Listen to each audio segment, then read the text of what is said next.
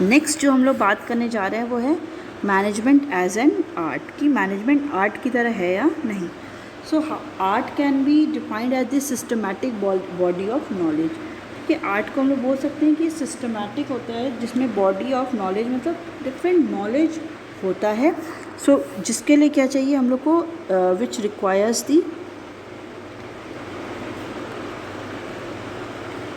Skills, creativity and practice to get perfection, जिसके लिए हमें स्किल्स चाहिए, क्रिएटिविटी चाहिए, कितना ज़्यादा क्रिएटिव हैं, एंड प्रैक्टिस चाहिए टू गेट दी परफेक्शन, कि हम जितना ज़्यादा प्रैक्टिस करेंगे हम उतना ही क्या हो जाएंगे, परफेक्ट हो जाएंगे। ठीक है, तो इसके मेन फीचर क्या हो गया, सबसे पहला systematic body of knowledge and existence of the theoretical knowledge. ठीक है, ये सिस्टमैटिकली बॉडी नॉलेज भी है और इसमें थ्योरेटिकल नॉलेज का भी एग्जिस्टेंस है। So in every art there is systematic and organized study material available to acquire theoretical knowledge of the art। ठीक है, हर एक आर्ट की में जब हम बात करते हैं तो वहाँ पे एक सिस्टमैटिक और ऑर्गेनाइज स्टडी मटेरियल होता है जिसके हम लोग को डिस्कस करते हैं, और उसमें क्या होना चाहिए, थ्योरेटिकल नॉलेज होना चाहिए आर्ट का। कैसे हम उसको बोलेंगे कि सिस्टमैटिक बॉडी ऑफ नॉलेज है और इसमें थ्योरेटिकल नॉलेज है। So for example various books on the different ragas are the available in music. ठीक है, अगर हम लोग डिफरेंट म्यूज़िक की बुक में जाएंगे तो डिफरेंट राग के बारे में भी दिया होता है कि जो भी म्यूज़िक के होते हैं। ठीक है, फिर नेक्स्ट हम ओके, सो इन मैनेजमेंट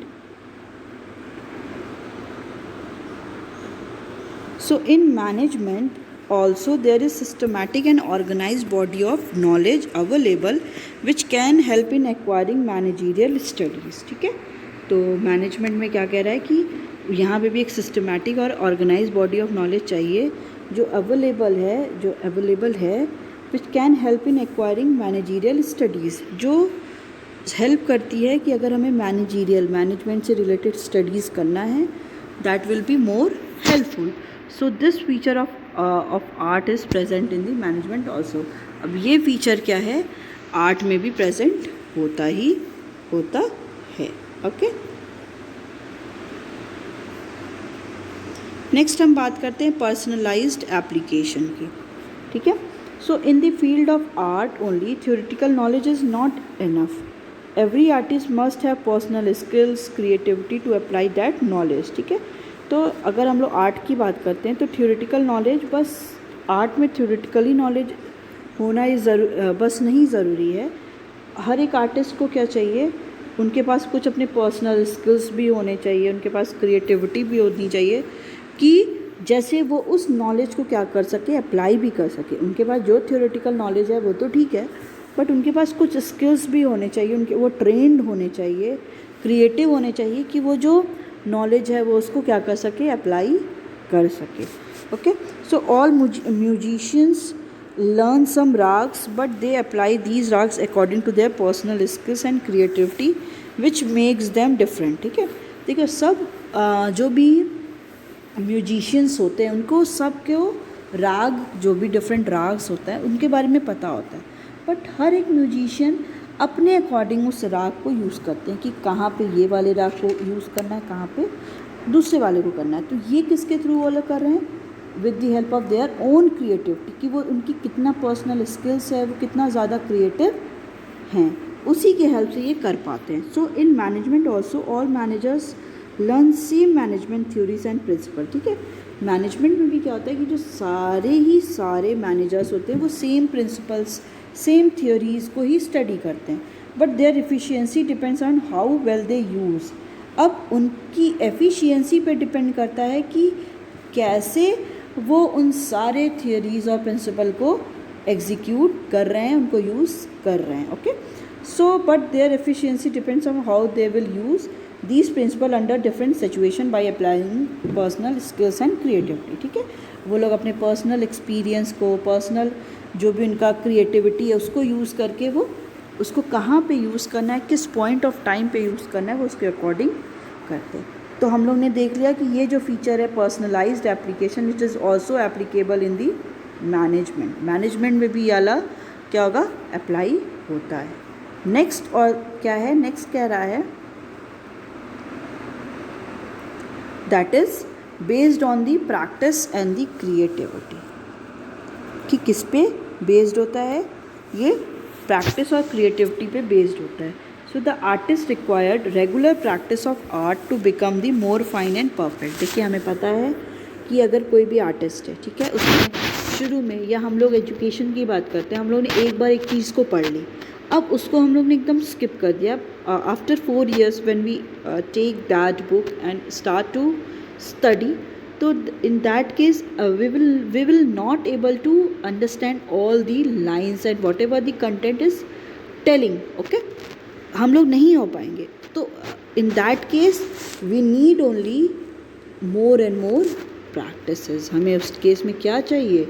हमें बस प्रैक्टिस चाहिए, हम कितनी ज़्यादा प्रैक्टिस को कर सकते हैं, right. So the in that case also, कि अगर हम लोग बात किसकी करते हैं कि artist require regular practice of the art to become the more fine and perfect. कि अगर एक आर्टिस्ट को ज़्यादा परफेक्ट बनना है तो उसको कंटिन्यूसली क्या करना पड़ेगा? प्रैक्टिस करना पड़ेगा। Without practice artist lose their perfection. अगर कंटिन्यूसली वो कंटिन्यूसली यूज़ उसको नहीं करते हैं तो वो अपने परफेक्शन को लूज़ कर देंगे। And art requires creative practice. और आर्ट्स में क्या ज़रूरत है कि क्रिएटिविटी होनी चाहिए, प्रैक्टिस होनी चाहिए। That is artist must add his creativity and to the theoretical knowledge he has learned. ठीक है, तो जो भी आर्टिस्ट है वो क्या करे? क्रिएटिविटी को अपने थ्योरेटिकल नॉलेज में यूज़ करे जो भी उसने स्टडी किया है। So in the same way experience manage also improve their managerial skills and the efficiency. तो मैनेजमेंट में भी वैसे ही सारे, अगर किसी एक्सपीरियंस को इम्प्रूव करना है तो वो सारे मैनेजरियल स्किल्स और एफिशिएंसी को यूज़ करना पड़ेगा, क्योंकि हम लोग उन सारे एफिशिएंसी को यूज़ किए बिना कभी भी मैनेजमेंट की स्टडी नहीं कर सकते। तो this feature is also of art is also present in the management में based on practice and creativity is also present. Okay, so the next topic is the management, which is both science as an art. Okay, management क्या, science and art दोनों को हम लोग ने management as a science already discuss किया and the as a art already discuss कर लिया है। नेक्स्ट क्या है कि मैनेजमेंट क्या as a science as well as art दोनों की तरह ही ट्रीट होता है। So management is a both science as well as art. So like science, it has systematic and a well-organized body of knowledge, and like art, it requires personal skills, creativity and practice to apply such knowledge in the best possible way. Okay? तो science की तरह अगर हम लोग management को देखते हैं तो इसमें क्या है, एक सिस्टमैटिकली वे में है एज वेल एज एक well organised body of knowledge है. ठीक है, well organised body of knowledge है. एंड लाइक आर्ट की तरह ये क्या है, इसमें एक पर्सनल स्किल्स चाहिए. जैसे हम लोग देखते हैं कि एक आर्ट में क्या है, पर्सनल स्किल्स चाहिए, क्रिएटिविटी होनी चाहिए, प्रैक्टिस होनी चाहिए to apply such knowledge in the best possible way. और अगर हमको ज़्यादा अच्छे से प्रॉपरली उसको अप्लाई करना है तो उसके लिए बेस्ट पॉसिबल वे में हमें क्या चाहिए कि मोर एंड मोर प्रैक्टिस चाहिए. So science and art are not in contrast to each other. अगर हम लोग साइंस और आर्ट को लेते हैं तो they are not contrast to each other. वो दोनों एक दूसरे के अपोजिट नहीं होते हैं. Both exist together in every functions of management. दोनों ही क्या है, एग्जिस्ट करते हैं टुगेदर, साथ में ही in the functions of the management. ठीक है, मैनेजमेंट के फंक्शंस में ये लोग सारे साथ ही वर्क करते हैं. ठीक है, ओके, सॉरी. सो यहाँ पे आप देखिए management as a management is both science and art. तो as a science and as art. So as a science हम लोग बोलेंगे कि ये सिस्टमैटिक बॉडी ऑफ नॉलेज है and principles are based on the repeated experiment. ठीक है, एक सिस्टमैटिक बॉडी ऑफ नॉलेज है जिसमें स्टडी होती है, हम लोग डिफरेंट स्टडी करते हैं. और प्रिंसिपल है जो किस पे बेस्ड है, रिपीटेड एक्सपेरिमेंट, कि कंटिन्यूसली बार बार जो भी एक्सपेरिमेंट हम कर रहे हैं उस पर ये बेस्ड होता है. एज अ आर्ट हम जब बात करते हैं तो क्या है, it is the systematic body of knowledge. ये सिस्टमैटिक बॉडी ऑफ नॉलेज है. पर्सनलाइज्ड एप्लीकेशन है, मतलब थ्रू पर्सन्स क्या है, इसको हम लोग अप्लाई भी करते हैं. And the it is also based on the practice and the creativity.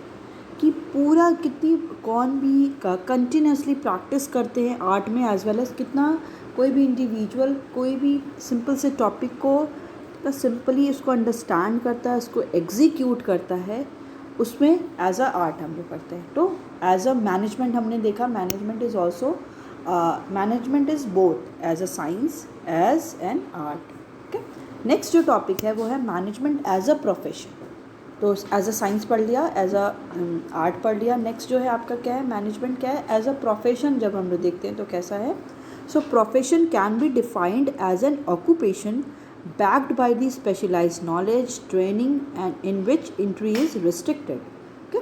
तो प्रोफेशन कैसे हम लोग, प्रोफेशन क्या है, it is an occupation which is backed by the specialised knowledge and training. ठीक है, किसी भी ऑक्यूपेशन के लिए, प्रोफेशन के लिए हमें क्या चाहिए, एक स्पेशलाइज्ड नॉलेज होना चाहिए एज वेल एज उसकी ट्रेनिंग भी होनी चाहिए। ठीक है, in which entry is restricted, right.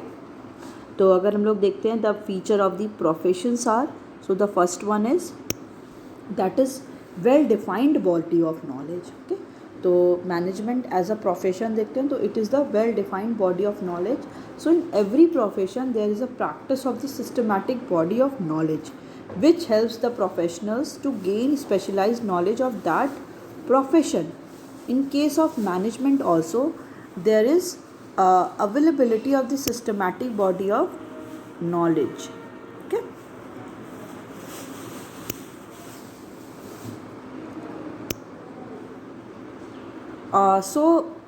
there are large number of books available on the management studies. Scholars are studying various business situation and are trying to develop new principles to tackle these situation. Okay, तो profession में भी हम देखते हैं कि there is a practice of systematic body of knowledge. ठीक है, किसकी प्रैक्टिस है, सिस्टमैटिकली बॉडी ऑफ नॉलेज है जो हेल्प क्या करती है प्रोफेशनल को कि वो स्पेशलाइज्ड नॉलेज जो है प्रोफेशन का जो स्पेशलाइज्ड नॉलेज है उसको वो गेन करे। So in case of management also there is a availability of the systematic body of knowledge. ठीक है, मैनेजमेंट में भी हम देखते हैं कि किसकी अवेलेबिलिटी, एक सिस्टमैटिक बॉडी ऑफ नॉलेज की। There are large number of books available on the management studies. There are also different books are available in the market which is based on the management studies. So scholars are studying various business situation and are trying to develop new principle to tackle these situation. कि जो scholars हैं वो क्या कर रहे हैं, different business situation को क्या कर रहे हैं वो मैम ओके। सो हम लोग देख रहे हैं कि manage scholars are studying various business situation. ठीक है, जो स्कॉलर्स हैं वो डिफरेंट बिजनेस सिचुएशंस को देखते हैं and are trying to develop new principles, और ट्राई क्या करें कि न्यू प्रिंसिपल को डेवलप करें टू टैकल दीज सिचुएशन, इन सिचुएशन को टैकल करने के लिए, राइट। नेक्स्ट है restricted entry. Okay, so restricted entry, so the entry of a profession is restricted through an examination or the degree. Okay, तो किसी भी एंट्री प्रोफेशन में रिस्ट्रिक्टेड होती है थ्रू एन एग्जामिनेशन और द डिग्री की। Management में अगर हम लोग मैनेजमेंट को एज अ प्रोफेशन देख रहे हैं तो उसमें क्या चाहिए, प्रॉपर कोई हमें या तो एक एग्ज़ाम को क्रैक करना पड़ेगा या तो उसका वो क्या हो डिग्री, जिसकी जैसे डिग्री हम लोग कहते हैं कि मैनेजमेंट को हम लोग एज अ प्रोफेशन देख रहे हैं तो MBBS हो गया, BTech हो गया, MBA हो गया। So these all are the some professionals degree which is needed to be a before the coming in to the any profession. Okay, so a person can practice as a doctor only when he is having MBBS degree. कोई भी person क्या है practice कर सकता है doctor की तरह बस उस केस में जब उसके पास क्या हो MBBS की डिग्री हो। ठीक है, so where as there is no legal restrictions और appointment of a manager, anyone can become a manager irrespective of educational qualification. ठीक है, जहाँ पे क्या है कोई भी लीगल रिस्ट्रिक्शंस नहीं है अपॉइंटमेंट में मैनेजर के, तो anyone can become a manager, कोई भी क्या है मैनेजर बन सकता है irrespective of the educational qualification, उसके पास क्या हो एक एजुकेशनल क्वालिफिकेशन हो। But now many companies prefer to appoint managers only with the MBA degree. अभी के केस में कंपनीज उन्हीं को ही क्या करी एज अ मैनेजर हायर कर रही हैं जिनके पास MBA की डिग्री होती है. ओके. So presently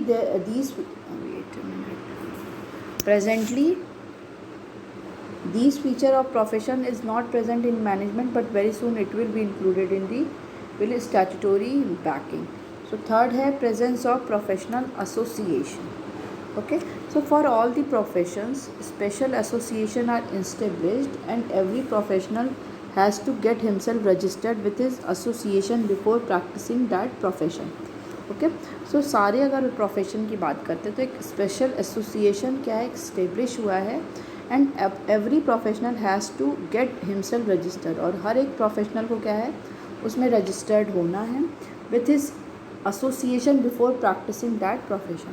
उस एसोसिएशन के साथ बिफोर प्रैक्टिसिंग दैट प्रोफेशन उस प्रोफेशन को बिना के पहले प्रैक्टिस किए पहले. So for example, doctor have to get themselves registered with the Medical Council of India, lawyer with the Bar Council of India. कि जैसे अगर कोई भी डॉक्टर है उसको रजिस्टर्ड होना पड़ेगा कहाँ पे medical council of India and lawyers with bar council of India. वहाँ पे किसी लॉयर को बार काउंसिल में किसी डॉक्टर को मेडिकल काउंसिल में क्या होना है रजिस्टर इज़ मैंडेटरी. ठीक है. तो वहाँ पे क्या है कोई भी मैनेजमेंट में भी एक स्पेशल एसोसिएशन होता है. So every one has to register themselves. वहाँ पे उन्हें क्या करना चाहिए रजिस्टर्ड होना चाहिए. ठीक है. So in case of management various management association are set up a national and the international level. ठीक है. मैनेजमेंट में क्या है बहुत सारे एसोसिएशन क्या सेटअप है नेशनल और इंटरनेशनल लेवल पे विच हैव सब membership rules and set of ethical codes. जिनके क्या है कुछ मेंबरशिप के रूल्स भी हैं और कुछ एथिक्स के कोड भी हैं. For example AIMA in New Delhi National Institute for Personnel Management at Kolkata, but legally it is not compulsory for manager to become a part of organisation by registration. But legally अगर हम लोग बात करते तो ये कंपल्सरी नहीं है मैनेजर के लिए कि वो ऑर्गेनाइजेशन का रजिस्ट्रेशन के थ्रू क्या हो पार्ट हो. So presently these feature of profession is not present in the management, but it will soon included and get statutory backing also. Okay. Next है आपका एग्जिस्टेंस ऑफ एथिकल कोड्स. ठीक है. Existence of ethical codes. So for every profession there are set of ethical codes which is fixed by the professional organisation and are binding on the professionals all the professional of that profession. Okay. हर एक profession में क्या होता है ethical codes होता है जो जिसपे जितने भी सारे आपके प्रोफेशनल ऑर्गेनाइजेशन हैं सारे पीपल हैं वो क्या होते हैं उससे फिक्स्ड होते हैं एंड आर बाइंडिंग. और वो सारे बाउंड होते हैं कि all the professional of that profession उस सारे प्रोफेशनल उस प्रोफेशंस को फॉलो करने के लिए एकदम बाउंड होते हैं कि उन्हें वो फुल करना ही करना है. So in case of management there is growing emphasis on the ethical behavior of managers. ठीक है. In case of management की अगर हम बात करते हैं there is growing emphasis किस पे दिया जा रहा है ethical behavior of managers के. ऑल इंडिया मैनेजमेंट एसोसिएशन जिसको आईमा बोलते हैं all India management association has devised a code of conduct for Indian managers. ठीक है. उन्होंने एक कोड ऑफ कंडक्ट क्या किया डिवाइस किया है फॉर इंडियन मैनेजर्स के लिए.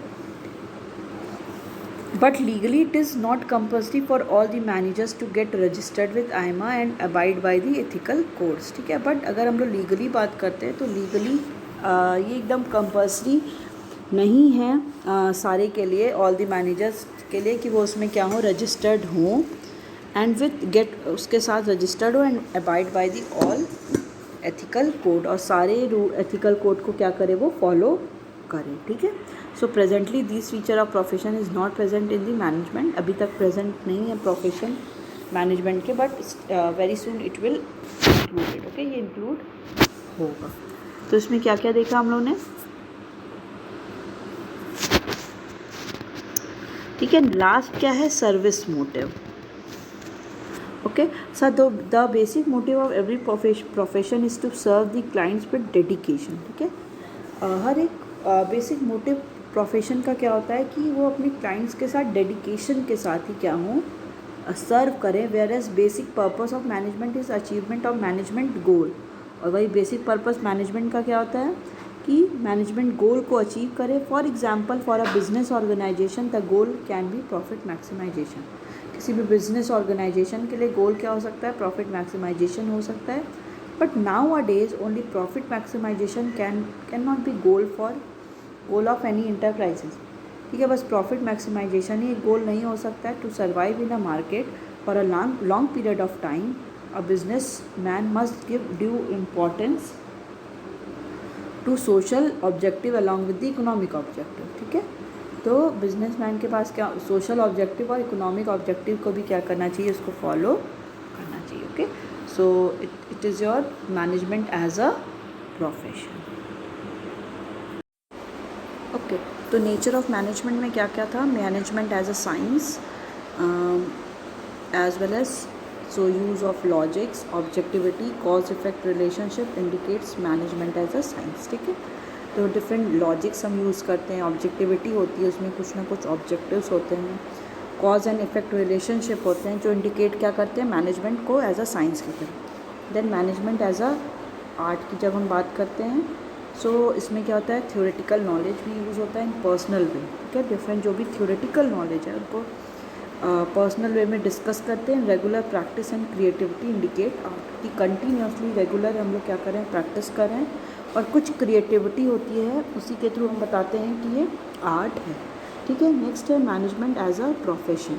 सो स्पेशलाइज्ड नॉलेज चाहिए, use of code of conduct, जो भी रूल्स एंड रेगुलेशन है, कंडक्ट है, और रिस्ट्रिक्टेड एंट्री है, association indicate management as a profession. Okay, तो अगर हम नेचर ऑफ मैनेजमेंट की बात करते हैं तो नेचर ऑफ मैनेजमेंट में क्या देखते हैं कि मैनेजमेंट क्या है, एज अ साइंस भी है, एज अ आर्ट भी है एंड एज अ प्रोफेशन भी है। ठीक है, अब नेक्स्ट टॉपिक जो है वो है लेवल्स ऑफ मैनेजमेंट। ठीक है, so level of management, as we already learn that management does not refer to a single individual but it refers to a group of persons. Okay, हमें पता है कि ऑलरेडी हम जानते हैं कि मैनेजमेंट एक सिंगल इंडिविजुअल की बात नहीं करता है, but it refers to a group of persons, जिसमें क्या हो, हम एक इंडिविजुअल की बात ना करके ग्रुप ऑफ पर्सनस की बात करते हैं। So in companies large number of persons are employed and placed at a different place to perform different managerial activities। ठीक है, कंपनीज में क्या होता है, लार्ज नंबर ऑफ पर्सनस होते हैं, एम्प्लॉयड होते हैं और प्लेस होते हैं डिफरेंट प्लेसेस पे, डिफरेंट प्लेसेस पे उन्हें काम मिलता है and to perform the different managerial activities, जो भी मैनेजमेंट से रिलेटेड एक्टिविटीज़ होती है वो उन एक्टिविटीज़ को परफॉर्म करते हैं। To carry on these activities these employees are given necessary authority and responsibility. ठीक है, इन एक्टिविटीज़ को कैरी ऑन करने के लिए जो भी एम्प्लॉयज़ हैं उनको एक नेसेसरी एक अथॉरिटी और एक रिस्पॉन्सिबिलिटी भी दी जाती है। So this grant of authority result in creation of chain of authority. इस जो ग्रांट अथॉरिटी दी जाती है वो क्या है, creation of chain of authority. Authority को क्या करता है, डिफरेंट चेन में क्या करता है, डिवाइड करता है। Okay, so this chain is divided into 3 levels. ये जो चेन है इसको 3 लेवल में डिवाइड करते हैं, which result in creation of 3 level of management, जो क्या क्रिएट करता है, मैनेजमेंट का 3 levels. So the main level of management क्या होता है, इसका top level management, middle level management and supervisory, operational और लोअर लेवल मैनेजमेंट। ठीक, तो 3 लेवल ऑफ मैनेजमेंट होता है। देखिए इसमें सबसे पहला है आपका that is top level management. Top level में क्या कौन कौन आते हैं, बोर्ड ऑफ डायरेक्टर्स। देखिए ये क्या है, क्या आती है, ये सारी इनके पास अथॉरिटी होती है और and these all are accountable. मतलब अगर जो सुपरवाइजरी लेवल का है वो क्या है, अकाउंटेबल है कि उसे आंसर करना पड़ेगा। और जो हेड होते हैं, जो टॉप लेवल है वो क्या है, अथॉरिटी वो शो करते हैं। ठीक है, डिफरेंट इनकी अथॉरिटी है कि इनको अकाउंटेबल होना पड़ेगा, उनको आंसर करना पड़ेगा, वो अपनी अथॉरिटी एक रूल्स एंड रेगुलेशंस अपने जो भी मिडिल लेवल है, सुपरवाइजरी लेवल है, उनको शो कर सकते हैं। तो टॉप लेवल में कौन कौन आ जाता है, बोर्ड ऑफ डायरेक्टर्स आ गए, चेयरमैन आ गए जनरल मैनेजर आ गए, प्रेसिडेंट आ गए कंपनी के, वाइस प्रेसिडेंट आ गए, CEO आ गए, chief executive officer, chief financial officer and the chief operating officer. तो ये सारे क्या होते हैं, बेसिकली उनमें एक्सप्लेन हो जाते हैं। ठीक है, तो इसमें देखिए आप कि अथॉरिटी की वो क्या है, उसके लिए रिस्पॉन्सिबल है, and that is board of director. जो टॉप लेवल है उनके पास इतनी अथॉरिटी है कि इनको कंट्रोल किया जा सके, और जो सुपरवाइजरी लेवल है, जो लो लेवल के हैं, उनके पास इतनी वो क्या है, अकाउंटेबल हैं to answer the top level और मिडिल लेवल को वो आंसर करने के लिए। ठीक है, अब हम लोग देखते हैं मिडिल लेवल में कौन कौन आता है। मिडिल लेवल में आते हैं आपका purchase manager, sales manager, marketing manager, executive officer, plant superintendent, divisional heads and departmental heads. ठीक है, ये सारे क्या आते हैं, मिडिल लेवल में आते हैं। ठीक है, अब ये मिडिल लेवल किसको अकाउंटेबल है आंसर करने के लिए, middle level is accountable to the top level. ठीक है, लास्ट जो है आपका सुपरवाइजरी लेवल, उसमें क्या क्या आते हैं, सुपरवाइजर आते हैं, सुपरिटेंडेंट आते हैं, फोरमैन आते हैं, सेक्शन ऑफिसर, क्लर्क, सब डिपार्टमेंट एग्जीक्यूटिव एक्सेट्रा। ये सारे किस में आते हैं, सुपरवाइजरी लेवल मैनेजमेंट में आते हैं। ठीक है, अब ये लोग किसके लिए अकाउंटेबल हैं, इनको किसको आंसर करना पड़ेगा, मिडिल लेवल। तो ये क्या है, यही शो कर रहा है कि जो सुपरवाइजरी है वो अकाउंटेबल है, वो जवाब किसको देगा, आंसर किसको करेगा, मिडिल को, मिडिल वाला किसको करेगा, टॉप। ठीक है, अब ये क्या है, अपनी अथॉरिटी इनको दिखाएगा, ये अथॉरिटी अपनी दिखाएगा, कि सब एक दूसरे के लिए रिस्पॉन्सिबल हैं एज वेल एज अकाउंटेबल हैं, कि अगर कोई प्रॉब्लम आ रही है, अगर किसी से डायरेक्ट कांटेक्ट करना है, तो वो लोग एक दूसरे से कांटेक्ट करके जो भी प्रॉब्लम्स आ रही है उसको वो सॉर्ट आउट करेंगे। ठीक है, नेक्स्ट है top level management. Okay, so they consist of the senior most executive of the organisation. ठीक है, जो भी मोस्ट एग्जीक्यूटिव होते हैं, हेड होते हैं, जो वो टॉप लेवल में क्या होते हैं, सीनियर मोस्ट एग्जीक्यूटिव ऑर्गेनाइजेशन के आते हैं। टॉप लेवल मैनेजमेंट में कौन कौन आता है, chairman, board of director, managing director, general manager, president, vice president, chief executive officer, chief financial officer, chief operating officer etcetera. So it includes group of the crucial person essential for leading and directing the efforts of the other people। ठीक है, इसमें कौन आते हैं, persons आते हैं जो essential है किसके लिए, लीड और डायरेक्ट करने के लिए efforts of the other people के एफर्ट्स के लिए। So the managers working at this level have maximum authority. तो जो मैनेजर्स होते हैं इस लेवल के पास, उनके पास मैक्सिमम अथॉरिटी होती है। अथॉरिटी सबसे ज़्यादा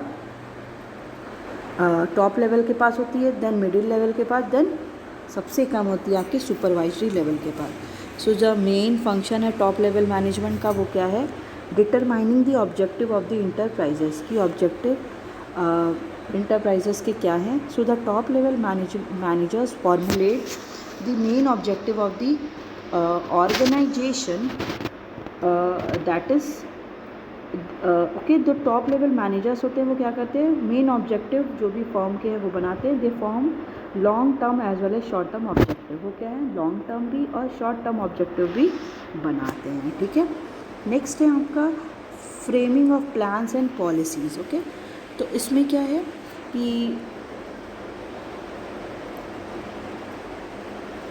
okay framing of plans and, तो टॉप लेवल मैनेजर्स क्या होते हैं, वो प्लान्स और ऑब्जेक्टिव को भी सेट करते हैं जैसे वो ऑब्जेक्टिव्स को फुलफ़िल कर सके। नेक्स्ट है organizing activities to be perform by the person working at a middle level. तो द टॉप लेवल मैनेजमेंट क्या होता है, असाइन करता है job at different individual working at the middle level. ठीक है, द टॉप लेवल क्या करता है, वो असाइन करता है डिफरेंट वर्क्स उनको जो मिडिल लेवल पे काम करते हैं।